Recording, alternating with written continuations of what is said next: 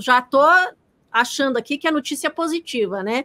Mas conta um pouquinho aí, vamos fazer um pouquinho de retrospectiva, já que a gente está no finalzinho do ano, né? Conta um pouquinho como é que foi a WEG em 2023. Faz um resumão aí pra gente. Vamos lá. Eu acho até para tirar aqui o... o gatinho. O cachorrinho subindo aqui. Bonitinho. Para contar um pouco da WEG de 2023, vale até a pena a gente falar um pouco dela, a história antes, né? O que a WEG fez? Ela é uma WEG, é uma empresa bem plural, que ela atua em diversos segmentos e diversos setores de cada segmento, né? Então, eu falo bastante disso. Por exemplo, no setor de energia, ela está em geração, distribuição e transmissão de energia, por exemplo. Então, ela acaba conseguindo tá atuando em todos esses setores.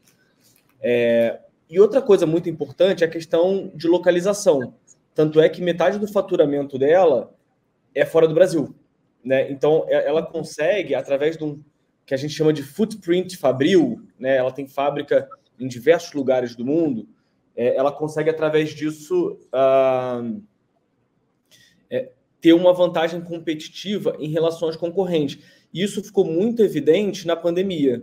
Por quê? Porque na pandemia a gente teve aquele problema de recebimento de suprimento, né? E muitos competidores da WEG dependiam de suprimentos vindos da China. Com as fronteiras fechadas, isso atrapalhou. A WEG não, como ela tem um footprint fabril muito diversificado, ela consegue verticalizar grande parte dos produtos na mesma fábrica. Então, por exemplo, a matéria-prima, né, vamos dar um exemplo, já estava em Jaraguá do Sul. Ela consegue fazer tudo ali e expedir o seu produto. Então, muito mais fácil. Com isso, ela ganhou muito mercado nos últimos 3 anos. Tá? Por que eu estou contando isso? Porque a WEG é uma empresa que cresce quase 20% ao ano, né, nos últimos 20 anos. Né? Então, assim, um crescimento muito acelerado. Isso ganhou ainda mais corpo nos últimos 3 anos por causa da pandemia. Justamente porque os competidores não estavam conseguindo entregar e ela ganhou mercado de empresas que antes não eram clientes dela. E 2023, essa história começa a mudar um pouco de figura, né? Por quê? Porque a cadeia de suprimentos já se normalizou, os competidores já estão novamente bem equacionados ali. E aí o que a gente viu, a história de 2023 foi uma desaceleração do crescimento da WEG. E aí vem a perguntar, mas isso é ruim? Eu não acho que seja ruim, né? Eu acho que a gente tem que entender o contexto. Ela veio num crescimento anormal e agora ela está meio que devolvendo um pouco aquele espaço ganho conjunturalmente, né? Mas, então, isso explica um pouco, né? O Ibovespa está subindo uns 15 no ano, a WEG está caindo uns 10. Né? Então, explica um pouco essa underperformance em relação ao Ibovespa. Mas aí, né, já puxando para o DEI, eu acho que eles apresentaram alguns fatores ali, algumas coisas interessantes que justificam a gente estar um pouco mais animado com o papel, porque eu acho que tem oportunidades para frente que justificam, né, o posicionamento, né, do investidor. E pensando já pensando nesse cenário um pouco mais otimista que você comentou aí, como é que estão os planos para a companhia? O que você pode falar um pouquinho para 2024 desse Investor Day e da sua própria avaliação para a empresa aí no próximo ano e próximos anos, de repente, né? Aham. No Day, eu até tinha ido no ano passado, esse ano eu acompanhei o online. Mas é muito legal que você consegue conversar com todos os executivos, os principais executivos da companhia, você vai na fábrica, né? Bastante coisa interessante.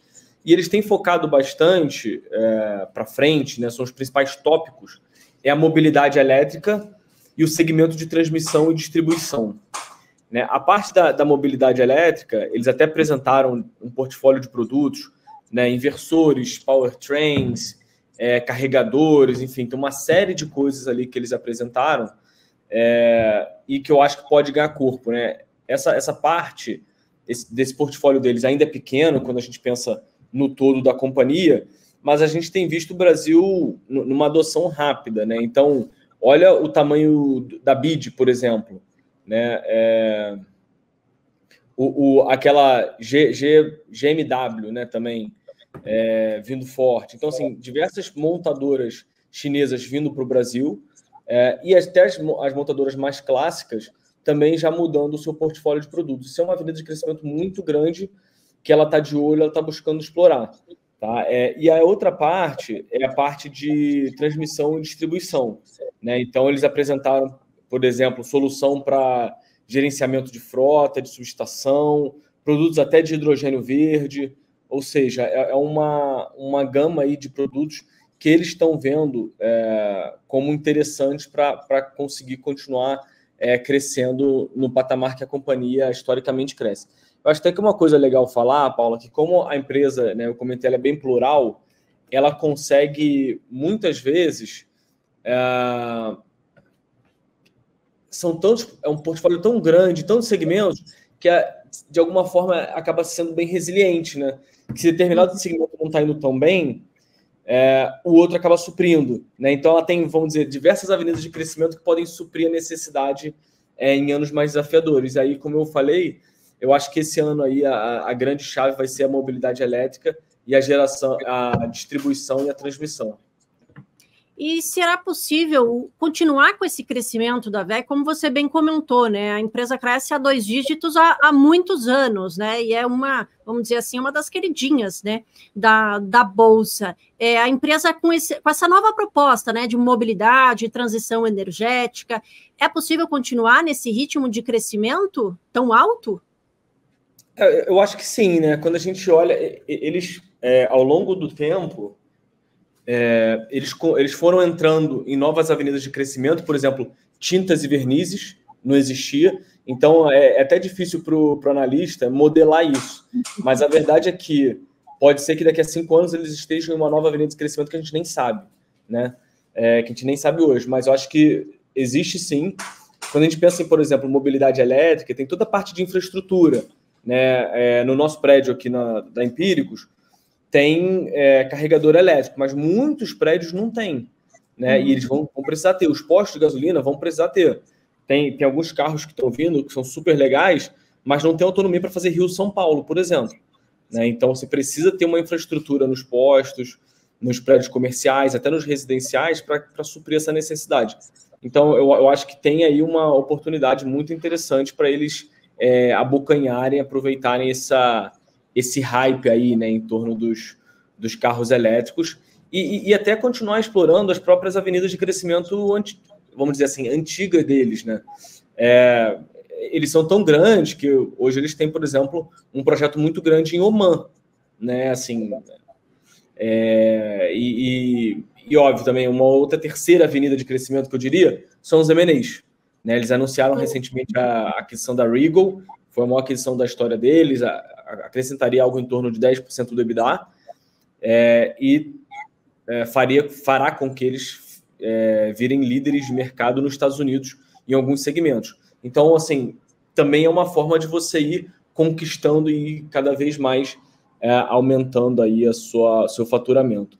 Um ponto muito interessante das aquisições é que as aquisições elas abrem espaço para a companhia acessar cliente que ela não acessava antes. Então, por exemplo, antes dessa aquisição da Regal, ela não tinha acesso à Caterpillar, que é um gigante mundial, né? Com a aquisição, ela já passa a atender a Caterpillar e pode ser que, com o passar do tempo, ela ganhe o que a gente chama de share of wallet, né? Ela tem uma maior participação nos projetos da Caterpillar, né? Então, ela vai aumentando ali também seu faturamento. Então, acho que são algumas oportunidades que a companhia pode estar adquirindo, né, ao longo do tempo. Tem várias, como você fala aí, várias avenidas de crescimento, né? A empresa tá abrindo bastante. Mas outra novidade é a mudança de CEO também, né? O que você pode falar sobre essa mudança da própria gestão ali da empresa? Quais são os desafios, né, que o novo CEO vai ter que enfrentar? E esse é um ponto muito legal, Paula, porque assim, o antigo CEO, a empresa só teve 3 CEOs, né? E o antigo ficou 16 anos na companhia. Então, existe de certa forma, um receio do mercado, né, em relação a isso. Mas a empresa é tão bem conduzida, tão bem estruturada, que no final acho que não vai trazer nenhuma disrupção ou nenhuma fricção, né? A empresa com 62 anos de história, só com 3 CEOs, e o atual, o Kuba, né, que vai ser o novo CEO, é um cara que ele já tem uma experiência internacional muito grande, trabalhou muito tempo nos Estados Unidos, na China, e está na empresa já há muito, muito tempo, né? Então, também, eu acho que faz parte aí do processo sucessório que ele assuma, né, dada o tamanho de responsabilidade e conhecimento que ele tem na companhia, e eu acho que no final ele vai dar sequência ao bom trabalho que vinha sendo executado. Mas acho que foi até uma coisa bem interessante, que isso acabou dominando mais a pauta do Investor Day do que qualquer outra coisa, né? Porque você tem um CEO que tocou a agenda brilhantemente, como foi o CEO passado, por 16 anos, com crescimento de 20% ao ano, né? E você tem uma troca, o pessoal fica, opa, o que vai acontecer? Quais são os próximos passos? Mas foi bem interessante que a escolha, né, acho que foi muito bem acertada, e eu acho que os desafios são meio naturais de qualquer grande empresa, assim. Não acho que vai ter fricção, sabe? Eu acho que é continuar o excelente trabalho que já vinha sendo executado. Perfeito. E já falando aqui da ação, né? A gente está vendo aqui a VEG sendo cotada agora nos 35, né? A pergunta aqui do milhão aqui que todo investidor quer saber, nesse valor vale a pena? Como é que se enxerga aí de valor para ação? Conta um pouquinho mais para a gente. Tá. É uma empresa que ela é cara por natureza, né? Você dificilmente vai encontrar a VEG barata. Ela é aquela cara que fica sempre mais cara. Mas por conta desse último ano aí mais desafiador, né? Essa questão que eu comentei da concorrência, e outras questões também que a gente pode falar, né? JCP, o Transfer Price também, ele está negociando a 26 vezes lucro. Ela é barato isso? Não. Mas comparado com o histórico dela, que é um histórico de 38 vezes lucro nos últimos 5 anos, eu acho que ela está num patamar bem atrativo. Tá? Então, acho que dado o contexto, essa avaliação, um valuation relativo, eu acho que está bem atrativo, sim, e, obviamente, considerando que ela vai continuar tendo um crescimento de 2 dígitos, como vinha acontecendo no passado. Tá legal. E para a gente finalizar aqui, Fernando, a gente está vendo, né? Foi proposta alguns meses atrás o fim do JCP, né? Juros sobre capital próprio.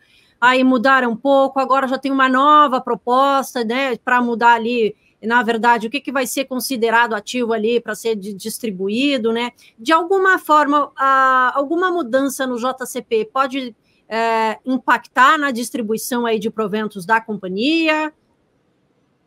Tá. O que é o JCP, né? É uma forma de remuneração para o acionista que ela é considerado para a empresa como uma despesa. Então, deduz da base de cálculo de imposto de renda, você paga menos imposto. Né? Então, um exemplo, você tem lá um resultado de 100, se você paga 20 de JCP, no final você vai pagar o imposto de renda sobre 80, não sobre 100. Né? Com isso, se você utiliza, né, o JCP, você vai pagar menos imposto. Né? Dito isso, várias empresas utilizam esse mecanismo, um mecanismo legal, e que, como você comentou, está sendo discutido se vai ser acabado, ou se vai ser mudada a regra, ou não. Nas nossas contas, uma mudança de JCP sem nenhuma contrapartida tributária, né, redução da alíquota de imposto de renda, por exemplo, afetaria em mais ou menos 6% o lucro da companhia. Tá? Então, é ruim. Por outro lado, uma conta inversa, né, se a companhia subir em 1% o valor dos seus produtos, ela já compensa essa queda de 6% do lucro. Né? Então, acho que é uma situação que não é boa, mas é bem administrável.